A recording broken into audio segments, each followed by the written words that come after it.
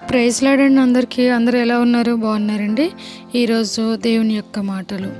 దేవుడు నీ జీవితంలో చేసిన సమస్తము మంచిది మరియు అది నీ మేలు కొరకు ప్రభువు నీకు ఇచ్చి ఉన్నారు. కొన్నిసార్లు మీరు అనుకోవచ్చు, నాకెందుకు ఈ బలహీనత, నాకెందుకు ఈ లోపము అని. మంచిది అంటే కేవలం అన్నీ బాగున్నప్పుడే కాదు, కానీ నీ బలహీనతలో కూడా ఆయన మంచితనం అంతయు నీకు చూపిస్తారు. పౌలు బలహీనతను ప్రభువు బలంగా మార్చారు. పేతురు పిరికితనమును ప్రభువు ధైర్యంగా మార్చారు. నత్తి పెదవులు కలిగిన మోషేను నాయకుడిగా ప్రభువు చేశారు. కనుక దేవుడు నీ మేలు కొరకు చేసిన సమస్తమునందు సంతోషించి స్తుతించండి. ప్రార్థన.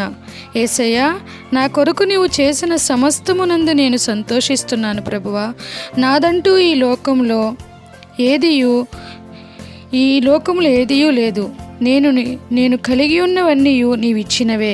మేలు కొరకు నన్ను నిర్మించిన దేవా, నీకు స్తోత్రములు ప్రభువా.